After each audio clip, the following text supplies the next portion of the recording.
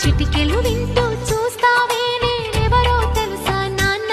నిన్ను ఆడించే నీ అమ్మనురా నువ్వు ఆడుకుని నీ బొమ్మనురా గోపాల